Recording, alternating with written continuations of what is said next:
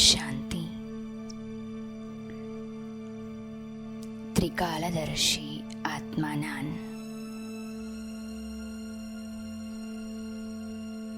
சிவபாபா, என் புத்திக்குள் அமர்ந்து கொண்ட நான் எடுத்து வைக்கும் ஒவ்வொரு அடியிலும் இருக்கும் அனைத்து விதமான ரகசியங்களையும் எனக்கு புரிய வைக்கின்றார்.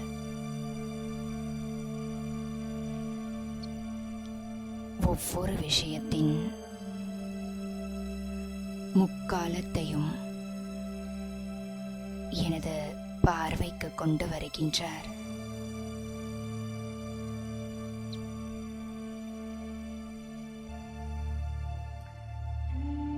தந்தையின் துணை எனது சங்கல்பத்தை தூய்மையாக்கி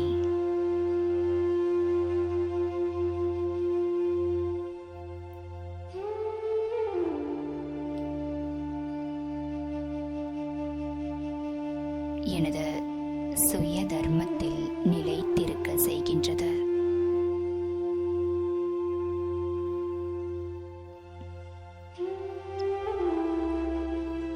முழு உலகத்தின் இறைவனாக விளங்கும் எனது தந்தை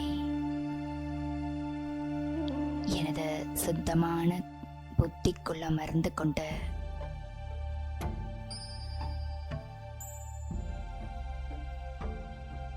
எனக்கு ஒவ்வொரு விஷயத்திலும் துணை வகிக்கின்றார்.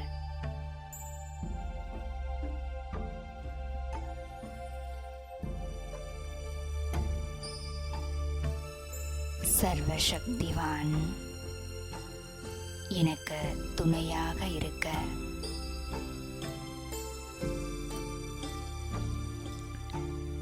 எந்த விதத்திலும் அசுத்தம் எனும் மாயை என்னை தீண்டவே முடியாது.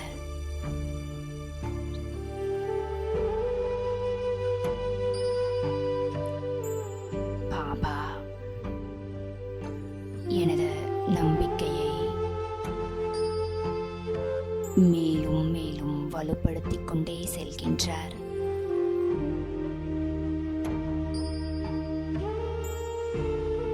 இந்த நம்பிக்கைதான் மாயையின் அனைத்து விதமான துவாரங்களையும் அடைத்துவிட்டு என் பாபாவுடன் என்னை முழுமையாக இருக்க வைக்கின்றது.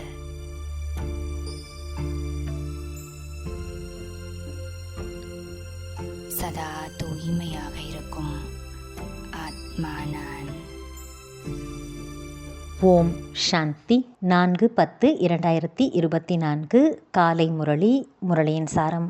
பாபா சொல்கிறார், இனிமையான குழந்தைகளே, நீங்கள் எந்த அளவு தந்தையை அன்புடன் நினைவு செய்வீர்களோ அந்த அளவுக்கு ஆசீர்வாதம் கிடைக்கும், பாவங்கள் அழிந்து போகும்.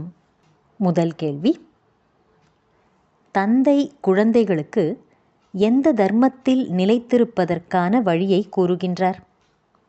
பதில், பாபா கூறுகிறார், குழந்தைகளே, நீங்கள் தங்களுடைய விசித்திரமான ஆத்ம தர்மத்தில் நிலைத்திருங்கள்.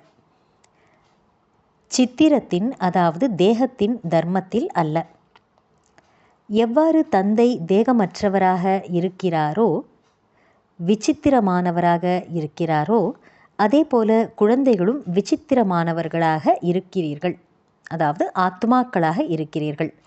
பிறகு இங்கு இந்த உலகத்தில் சித்திரத்தில் தேகத்தில் வருகிறீர்கள்.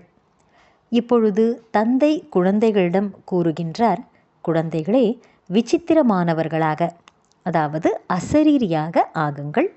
தனது சுய தர்மத்தில் நிலைத்திருங்கள். தேக அபிமானம் கொள்ளாதீர்கள். இரண்டாவது கேள்வி, பகவானும் கூட நாடகப்படி எந்த விஷயத்தில் கட்டுப்பட்டிருக்கின்றார்? பதில், நாடகப்படி குழந்தைகளை பதீத்தமான நிலையிலிருந்து, தூய்மையற்ற நிலையிலிருந்து தூய்மை ஆக்குவதற்காக பகவானும் கட்டுப்பட்டிருக்கிறார்.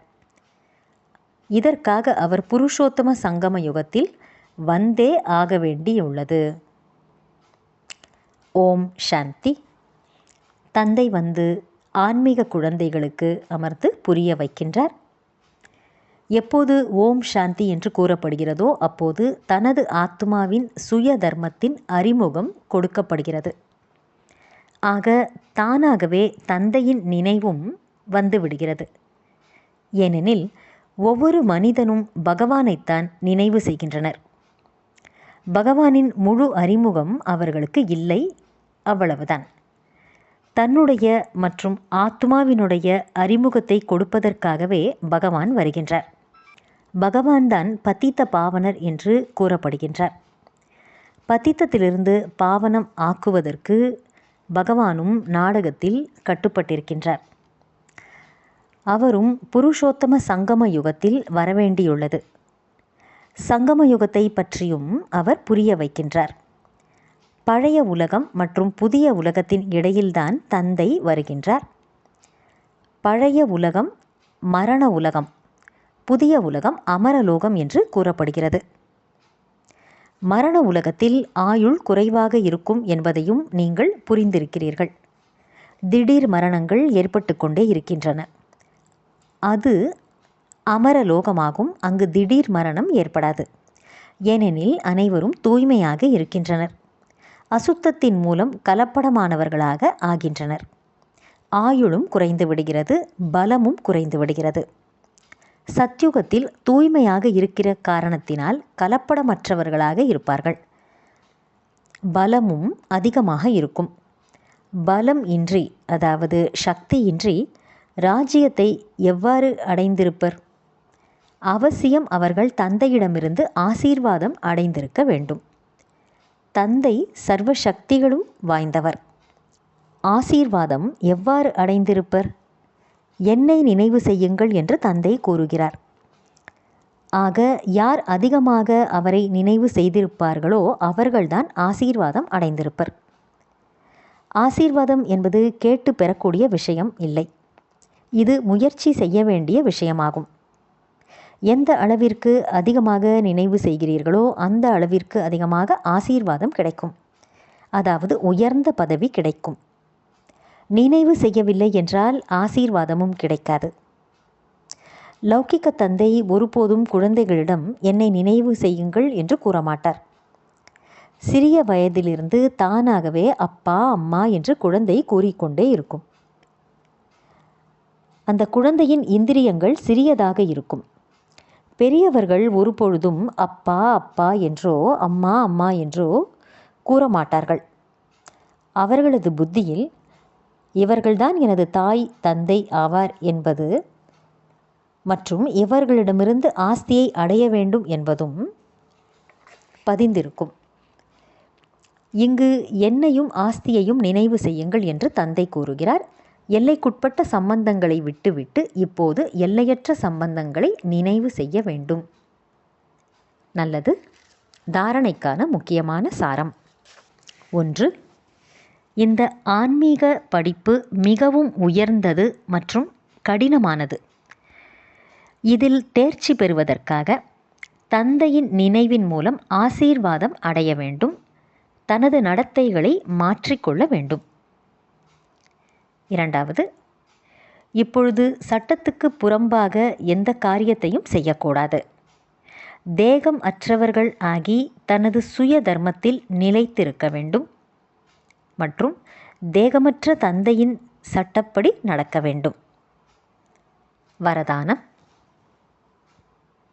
தந்தையின் துணையின் மூலம் தூய்மை என்ற சுய தர்மத்தை சுலபமாக கடைபிடிக்கக்கூடிய மாஸ்டர் சர்வசக்திவான் ஆகுக. விளக்கம். ஆத்மாவின் சுயதர்மம் தூய்மை ஆகும். அசுத்தம் என்பது மாற்றான் தர்மம் ஆகும். எப்போது சுயதர்மத்தின் நம்பிக்கை ஏற்பட்டு விடுகிறதோ அப்போது மாற்றான் தர்மம் உங்களை அசைக்க முடியாது.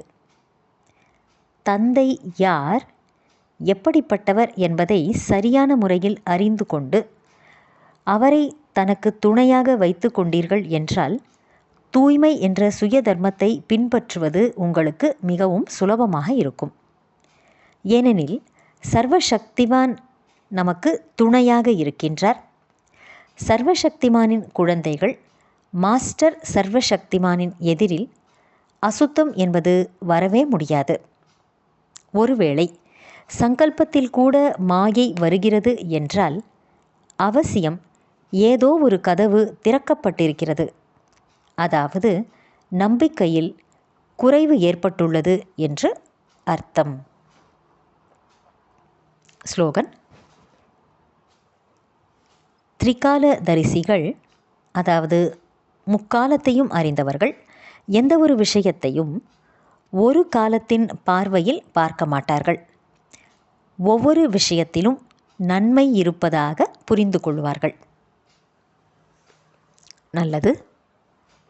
இனிமையிலும் இனிமையான, வெகு காலம் கழித்து காணாமல் போய் கண்டெடுக்கப்பட்ட செல்லமான குழந்தைகளுக்கு தாயும் தந்தையுமான பாப்தாதாவின் அன்பான நினைவுகள் மற்றும் காலை வணக்கம்.